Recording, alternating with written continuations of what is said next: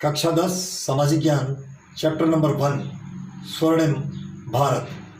यह वीडियो पाठ्य पुस्तक के दिए गए जो प्रश्न हैं उसका ऑडियो वीडियो है और यह इस उद्देश्य से लाया गया है कि आपकी परीक्षा अभी इसकी बाकी है। आप विधिवत मेरे वीडियो देखते रहें। प्रतिदिन आपको 10 क्वेश्चन इसी प्रकार से मिलेंगे। कान में ईयरफोन लगाएं और आराम से आंख बंद करके इसे सुने। निश्चित रूप से कामयाबी भी मिलेगी और आप में गुणात्मक परिवर्तन भी आएंगे। प्रश्न, अशोक के धम्म का सार लिखिए। अशोक ने मनुष्य की नैतिक उन्नति के लिए जिन आदर्शों का प्रतिपादन किया उन्हें धम्म कहा जाता है। अशोक के धम्म का सार अग्र प्रकार से है। नंबर 1, अशोक के अनुसार पाप कर्म से निर्मित विश्व कल्याण, दया, दान, सत्य एवं कर्म शुद्धि ही धम्म है। नंबर 2, साधु स्वभाव, कल्याणकारी कार्यवत्ता, पाप रहित होना, व्यवहार में मृदुता एवं दया भाव, शुचिता रखना, प्राणियों का वध न करना अशोक के धम्म के प्रमुख सिद्धांत हैं। नंबर 3, माता पिता व अन्य बड़ों की आज्ञा मानना, गुरुजनों के प्रति आदर करना, मित्रों, परिचितों, संबंधियों, ब्राह्मणों के प्रति दानशीलता होना व उचित व्यवहार करना धम्म की अन्य आवश्यक शर्तें हैं। नेक्स्ट प्रश्न, समुद्रगुप्त के सांस्कृतिक योगदान को स्पष्ट कीजिए। समुद्रगुप्त साहित्य और कला का संरक्षक था। वह खुद एक उच्च कोटि का विद्वान था। वह कविता भी करता था तथा कविराज की उपाधि से प्रसिद्ध था। नंबर 2, वह संगीत में भी निपुण था। उसे एक सिक्के पर वीणा बजाते हुए दिखाया गया है, जिससे सिद्ध होता है कि वह संगीत प्रेमी था। प्रयाग प्रशस्ति के अनुसार समुद्रगुप्त ने संगीत कला के ज्ञान में नारद और तुम्बरु को भी लज्जित कर दिया था। नंबर 3, समुद्रगुप्त एक धर्म सहिष्णु व्यक्ति था। यद्यपि वह विष्णु भक्त था तथापि वह सभी धर्मों का सम्मान करता था। नेक्स्ट प्रश्न, राष्ट्रकूट वंश का संक्षिप्त परिचय दीजिए। राष्ट्रकूट वंश की स्थापना दंती दुर्ग ने 736 ईस्वी में की थी। इस वंश में 14 शासक हुए। नंबर 2, कृष्ण प्रथम नामक शासक ने एलोरा के सुप्रसिद्ध कैलाशनाथ मंदिर का निर्माण करवाया। नंबर 3, ध्रुव नामक शासक ने गुर्जर प्रतिहार शासक वत्सराज को पराजित किया। नंबर 4, गोविंद तृतीय ने गुर्जर प्रतिहार शासक नागभट्ट द्वितीय तथा पाल शासक धर्मपाल को पराजित किया। उसने राष्ट्रकूटों के साम्राज्य को मालव प्रदेश के कांची तक विस्तृत कर दिया। नंबर 5, छठे शासक अमोघ वर्ष ने 64 वर्ष तक राज्य किया। अरब यात्री सुलेमान ने उसे तत्कालीन विश्व के 4 महान शासकों में से एक बताया। कल्याणी के चालुक्यों द्वारा राष्ट्रकूटों का प्रभाव हुआ। नेक्स्ट प्रश्न, चोल प्रशासन पर संक्षिप्त टिप्पणी। नंबर 1, चोल प्रशासन ग्राम पंचायत प्रणाली पर आधारित था। नंबर 2, चोल साम्राज्य 6 प्रांतों में विभक्त था जिनको मंडलम कहा जाता था। नंबर 3, मंडलम के उपविभाग कोट्टम के उपविभाग नाडु, कुर्रम और ग्राम थे। नंबर 4, मंडलम से लेकर गांव तक सभाएं बनी हुई थी। नंबर 5, ग्रामों में 2 प्रकार की संस्थाएं थी। नंबर 1, उर तथा नंबर 2, सभा। गांव के प्रतिनिधि प्रतिवर्ष नियमित निर्वाचित होते थे। भूमि की उपज का 1/6 भाग सरकार को लगान के रूप में मिलता था। नंबर 6, चोल राजाओं के पास एक विशाल स्थल सेना थी जिसके 3 अंग थे। नंबर 1 पैदल, नंबर 2 घुड़सवार और नंबर 3 गजारोही। नेक्स्ट 7 नंबर, उन्होंने एक शक्तिशाली जल सेना का भी गठन किया था। नेक्स्ट प्रश्न, पल्लव वंश के बारे में आप क्या जानते हैं?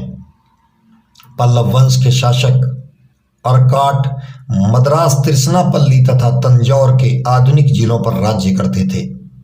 पहला पल्लव राजा विष्णुगुप्त था।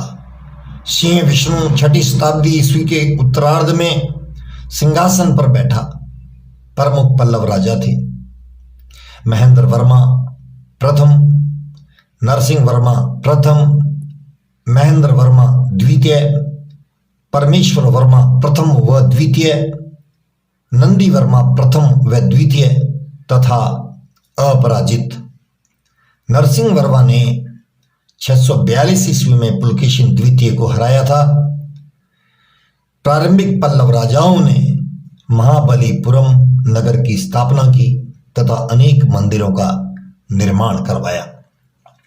कनिष्क का योगदान क्या है? अगला प्रश्न, कनिष्क का योगदान बताएं। नंबर 1, कनिष्क कुषाण वंश का सबसे महान शासक था। वह 78 ईस्वी में गद्दी पर बैठा। उसने 78 ईस्वी में शक संवत चलाया। नंबर 2, कनिष्क ने कश्मीर को जीतकर वहां कनिष्कपुर नगर बसाया।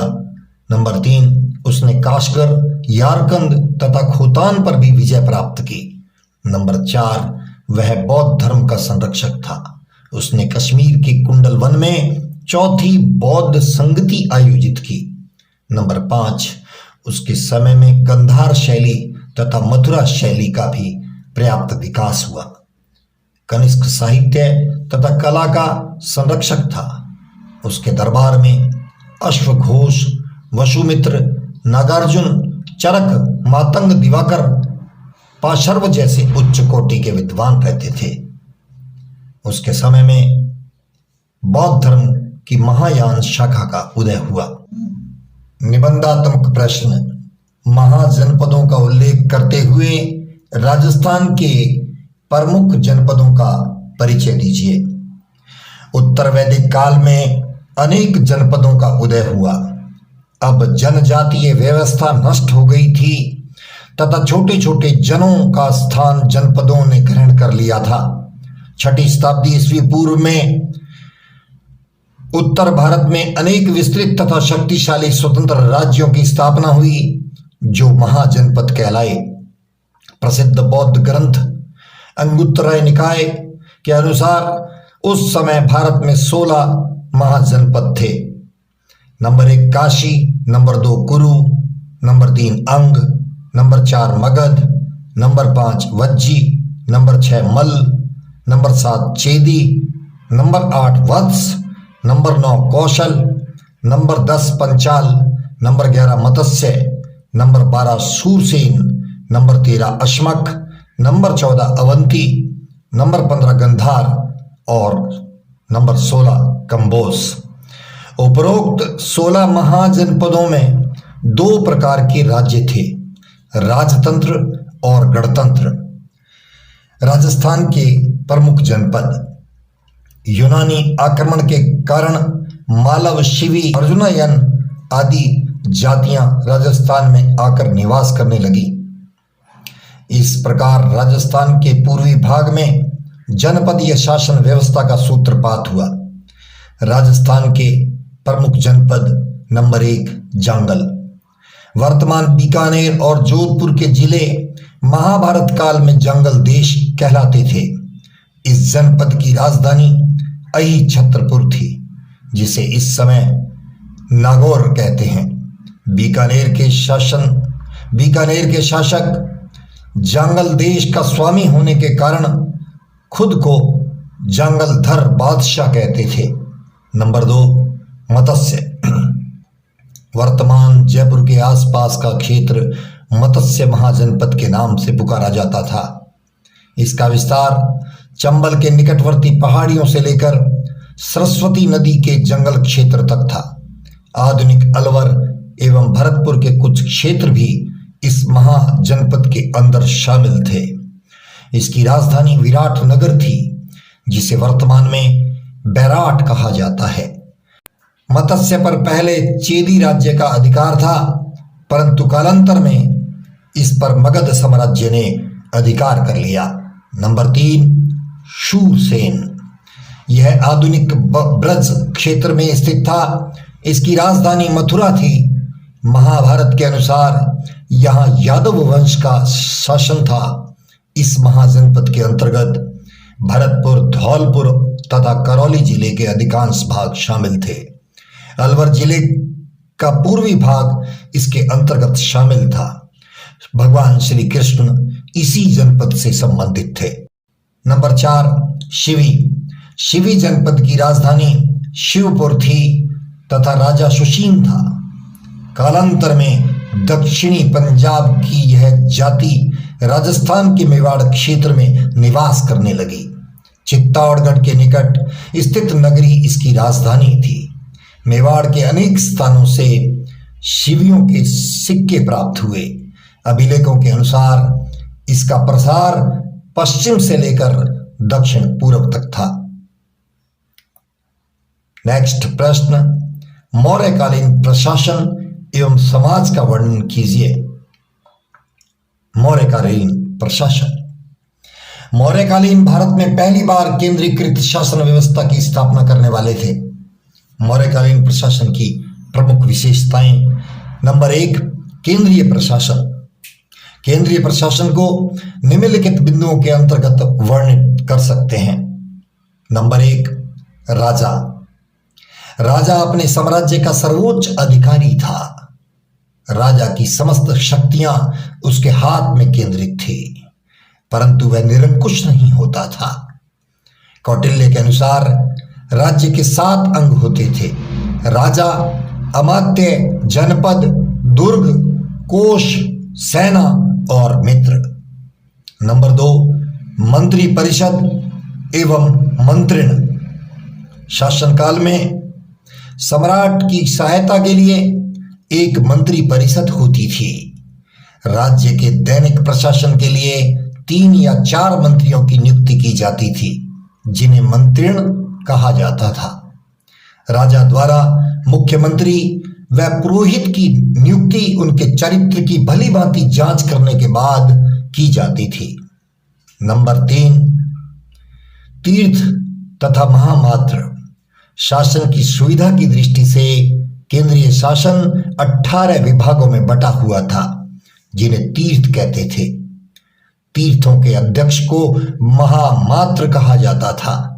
सर्वाधिक महत्वपूर्ण तीर्थ थे मंत्री, पुरोहित, सेनापति और युवराज। समाहर्ता। नेक्स्ट, समाहर्ता। इसका कार्य राजस्व एकत्रित करना, आय व्यय का ब्यौरा रखना तथा वार्षिक बजट तैयार करना था। नंबर 5, सन्निधाता या कोषाध्यक्ष। इसका प्रमुख कार्य साम्राज्य के विभिन्न विभागों में कोष गृह और अन्नागार बनवाना था। नंबर 6, अध्यक्ष। अध्यक्ष भी राज्य की दूसरी श्रेणी के पदाधिकारी थे। कौटिल्य ने 26 अध्यक्षों का उल्लेख किया है।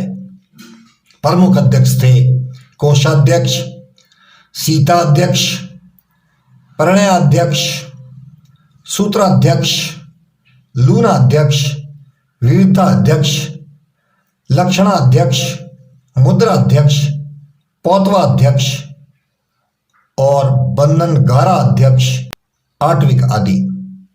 फिर से सुने से। नंबर 6, अध्यक्ष। अध्यक्ष भी राज्य की दूसरी श्रेणी के पदाधिकारी थे।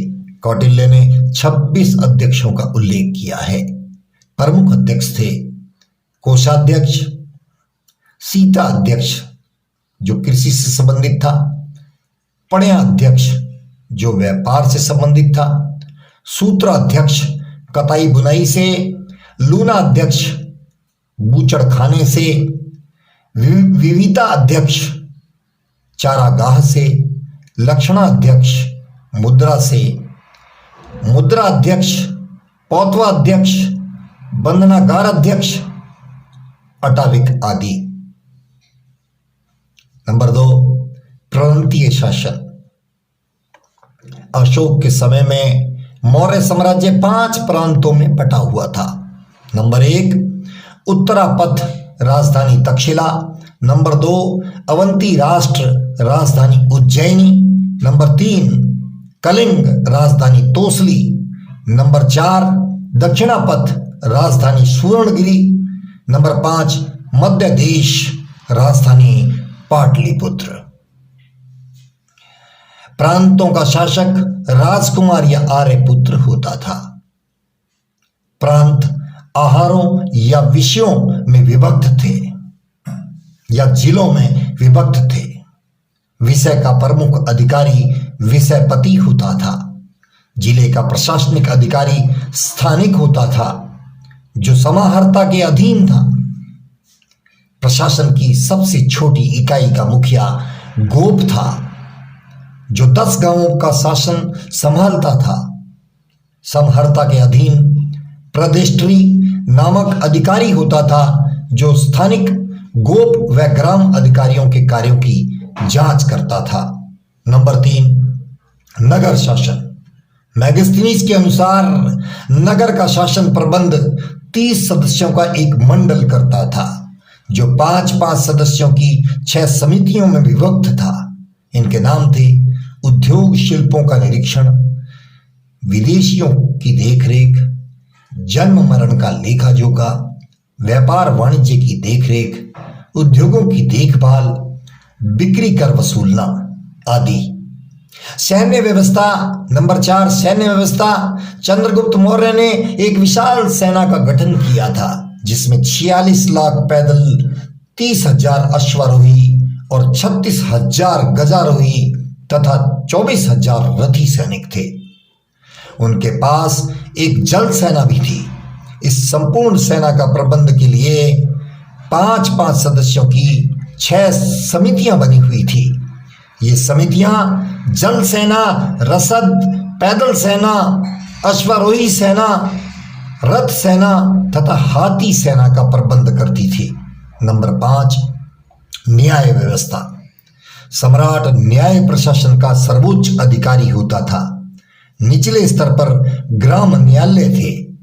इसके ऊपर संग्रहण, द्रोणमुख, स्थानीय और जनपद स्तर के न्यायालय होते थे। सबसे ऊपर पाटलिपुत्र का केंद्रीय न्यायालय था। मौर्यकालीन न्यायालय 2 प्रकार के थे, धर्मस्थलीय तथा कंटक शोधन।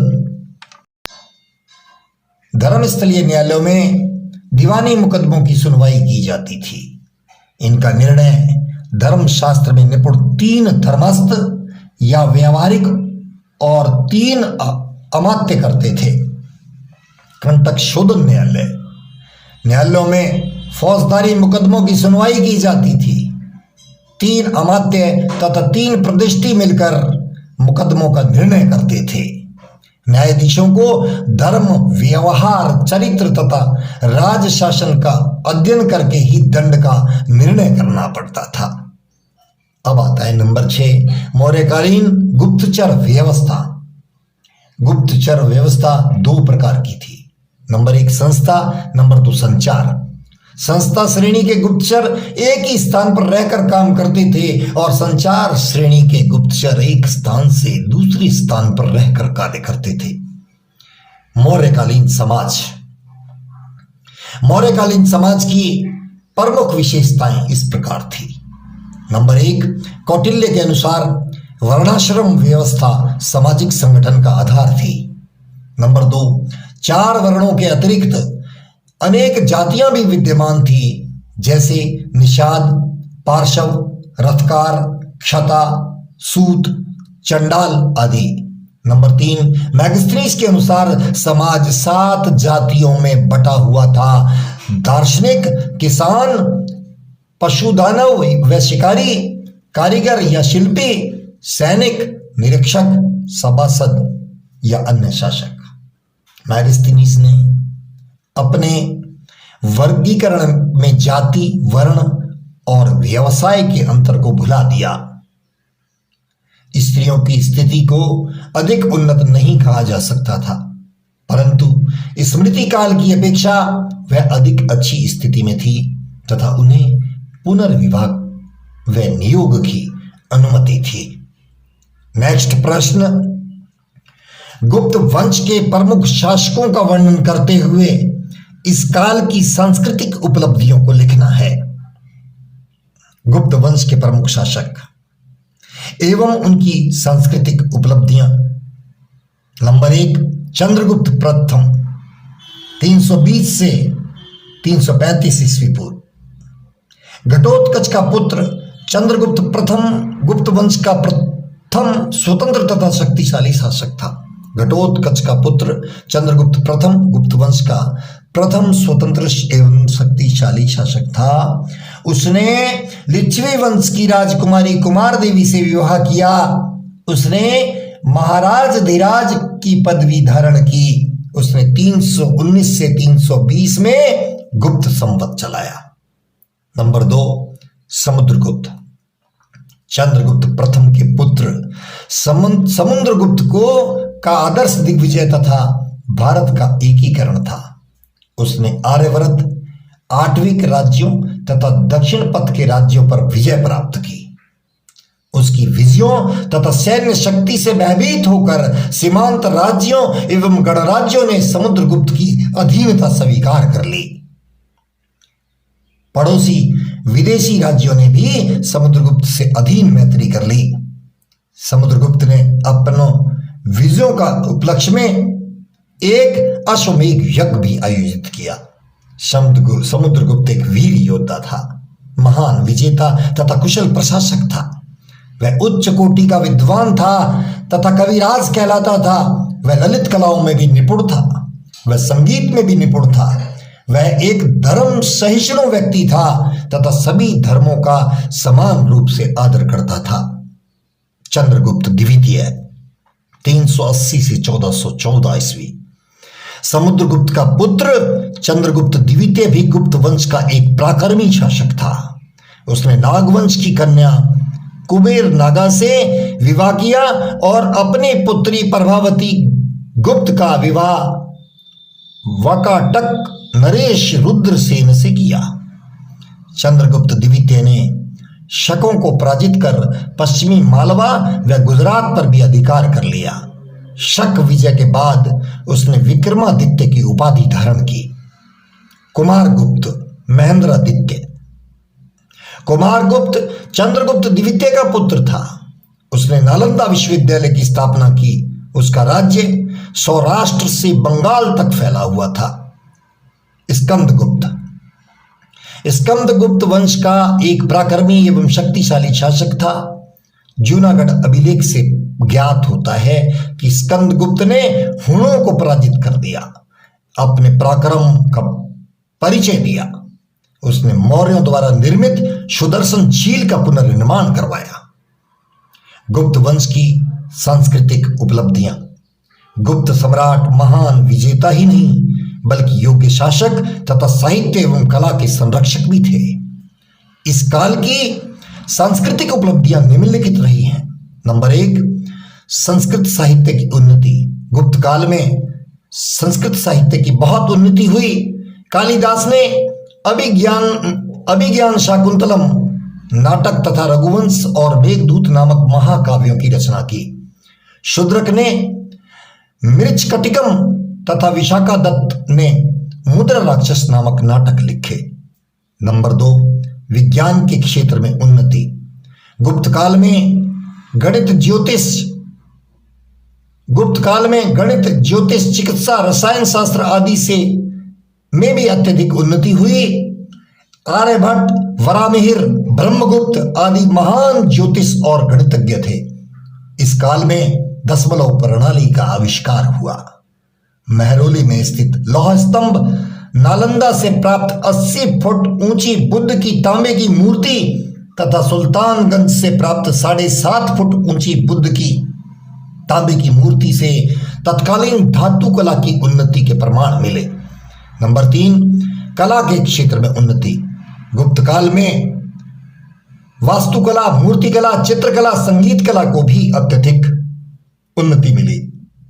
इस युग में अनेक भव्य और विशाल मंदिर बनवाए गए, जिनमें भूमरा का मंदिर, तिंगुआ का मंदिर, देवगढ़ का मंदिर उल्लेखनीय है। अजंता तथा बाघ की गुफाओं से गुप्तकालीन सर्वोत्कृष्ट चित्र भी मिले। नेक्स्ट प्रश्न, दक्षिण के चोल तथा चालुक्य राज्यों का सविस्तार वर्णन करें। चोल राज्य प्राचीन दक्षिणापथ का एक प्रमुख राज्य था। चोल राज्य के निवासी तमिल भाषी थे। चोल वंश के प्रमुख शासक निम्न थे। नंबर 1, करिकाल। करिकाल चोल वंश का प्रथम प्रमुख राजा था। उसने पुहार या पगार नगर की नींव डाली, सिंहल से लंबे समय तक युद्ध किया और सिंहली युद्ध बंदियों से कावेरी नदी के किनारे 100 मील लंबे बांध का निर्माण भी करवाया। उसने कावेरी पत्तनम को अपनी राजधानी बनाया। नंबर 2, विजयालय। विजयालय ने तंजौर को अपनी राजधानी बनाया। नंबर 3, आदित्य प्रथम। विजयपाल के पुत्र आदित्य प्रथम 880 से 907 ईस्वी ने पल्लव नरेश अपराजित को पराजित किया। नंबर 4, परांतक प्रथम। आदित्य के पुत्र परांतक प्रथम ने पल्लवों की शक्ति को पूर्णतः नष्ट कर दिया। उसने पांड्यों की राजधानी मदुरा पर भी अधिकार कर लिया। नंबर 5, राज प्रथम 985 से 1013 ईस्वी।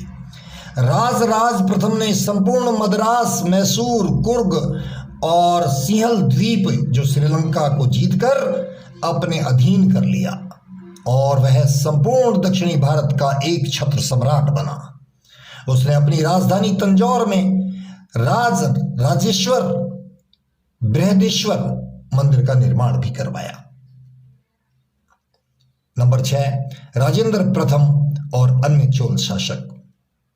राज प्रथम के पुत्र राजेंद्र प्रथम 1016 से 1044 ईस्वी ने पेगु, मर्दबान, श्रीलंका, अंडमान निकोबार द्वीप समूह पर विजय प्राप्त की।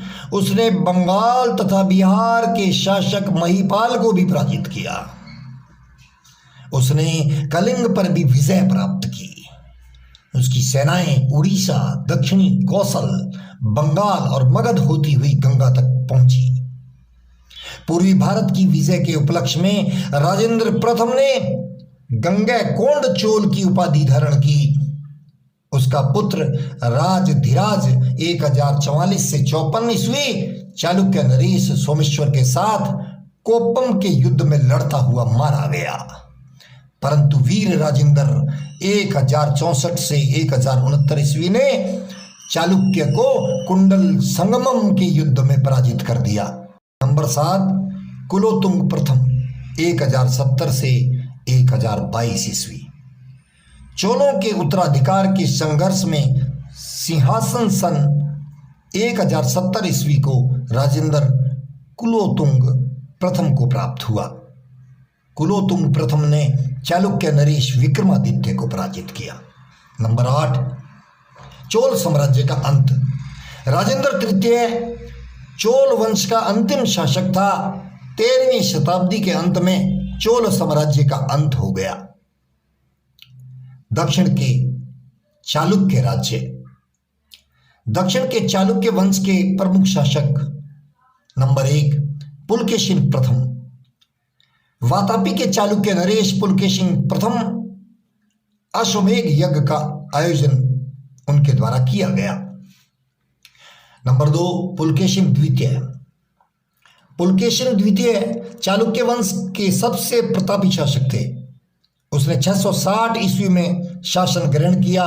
उसने कदंबा, आलुप तथा गंग वंश के शासकों को पराजित किया। उसने थानेश्वर के शासक हर्षवर्धन को भी पराजित किया। उसका राज्य विस्तार उत्तर में नर्मदा से लेकर दक्षिण में कावेरी नदी तक था। 642 ईस्वी में पल्लव नरेश नरसिंह वर्मा से युद्ध करता हुआ वह मारा गया। नंबर 3, विक्रमादित्य 973 ईस्वी में विक्रमादित्य ने राष्ट्रकूट नरेश को पराजित किया और कल्याणी को अपनी राजधानी बनाकर नए चालुक्य वंश की स्थापना की। वह नया राज्य 973 ईस्वी से 1200 ईस्वी तक सत्तासीन रहा। नंबर 4, सत्याश्रम। सत्याश्रम को चोल नरेश राजराज ने परास्त किया। नंबर 5, सोमेश्वर प्रथम। सोमेश्वर प्रथम चालुक्य वंश का एक प्राक्रमिक शासक था। उसने चोल नरेश राज धीराज को पराजित करके युद्ध में उसका वध कर दिया। नंबर 6, विक्रमादित्य षष्ठ। विक्रमादित्य षष्ठ ने चोलों को पराजित किया और कांची पर अधिकार कर लिया और प्रसिद्ध कवि विल्लहण को संरक्षण प्रदान किया। विल्लहण ने विक्रमादेव चरित नामक ग्रंथ लिखा। चालुक्य राजाओं ने अनेक मंदिर बनवाए। मिताक्षरा के लेखक विज्ञानेश्वर चालुक्यों की राजधानी कल्याणी में ही रहते थे। तो इस प्रकार ये प्रथम लेसन समाप्त।